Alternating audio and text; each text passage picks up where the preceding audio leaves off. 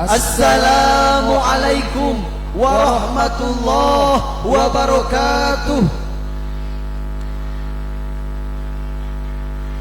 Alhamdulillahilladzi an'amana bi ni'matil imani wal islam wa minha hubbu ahli baiti sayyidil anam. Ashhadu an la ilaha illallah wahdahu la syarika lahu dzul jalali wal ikram wa ashhadu anna sayyidana Muhammadan abduhu wa rasuluhu arsalahu bil ayati wal ahkam. Allahumma salli wa sallim wa barik ala sayyidina Muhammadi wa ala alihi wa ashabihil kiram. Amma ba'du. Faqad qala Allah ta'ala fil Qur'anil Karim. A'udzu billahi minasy syaithanir rajim. Bismillahirrahmanirrahim. Qul la as'alukum alaihi ajran illa mawaddata fil qurba. Al-ayah. Wa qala Nabiyyu sallallahu alaihi wasallam, ahibbullah lima yagdukum bihi min ni'amih wa ahibbuni li hubbillah wa ahibbu ahla baiti. Rawahu Tirmidzi. Al-Qur'an wal hadis wallahu a'lamu bimuradih. Hadirin rahimakumullah, melihat fenomena-fenomena saat ini di tengah-tengah kita begitu maraknya gerakan pengkriminalisasian terhadap para habaib, bisa kita lihat resapi dan telah bagaimana derasnya hujatan dan cacian yang menerpa kepada mereka. Bahkan tidak sedikit dari mereka yang berakhir di dalam jeruji penjara. Astagfirullahaladzim. Sungguh sangat disayangkan, yang seharusnya mereka kita muliakan, tetapi malah pengkriminalisasian yang acap kali mereka rasakan. Lalu mengapa sih kita harus menjaga dan mencintai para habaib? Jawabannya ialah karena dalam tubuh mereka mengalir darah Nabi, sehingga wajib bagi kita menjaga dan mencintai para habaib sebagai bentuk menjaga akidah ahlu sunnah wal jamaah. Maka dari itu, menjaga ahlu sunnah wal jamaah dengan mahabbah kepada Nuriyah Sayyidul Ummah adalah tema yang akan kami sampaikan. Hadirin rahimakumullah, ada pertanyaan brother, apa sih dalilnya kita harus mencintai Nuriyah Sayyidul Ummah? Maka sebagai jawabannya ialah hadis Nabi yang diriwayatkan oleh Imam At-Tirmidzi, ahibbullah lima yagdukum bihi min ni'amih. Cintailah Allah karena Allah lah yang memberikan nikmat kepadamu. Maka wajib bagi kita untuk mencintai Allah. Kan kalau kata cewek, cinta itu harus ada buktinya.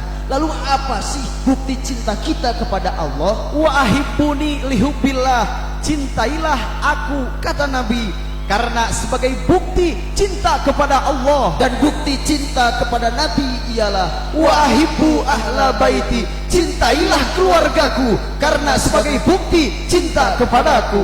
Hadirin rahimakumullah, ketika Allah tidak memberikan izin kepada Nabi selain Nabi Muhammad SAW untuk meminta upah kepada umatnya atas apa yang telah Nabi mereka sampaikan dalam berdakwah, berbeda dong dengan Nabi kita yang mana Allah lah yang memerintahkan langsung agar untuk meminta upah kepada umatnya atas apa yang telah Nabi sampaikan dalam berdakwah.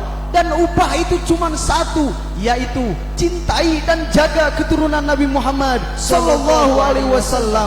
Hal ini tertera jelas dalam Al-Qur'an surah Asy-Syura ayat 23. A'udzu billahi minasyaitonir rajim. Qul la as'alukum alaihi ajran illal mawaddata fil qurba. Al-ayah. Yang artinya, katakanlah Muhammad, aku tidak meminta kepadamu suatu imbalan pun atas seruanku kecuali kasih sayang dalam kekeluargaan.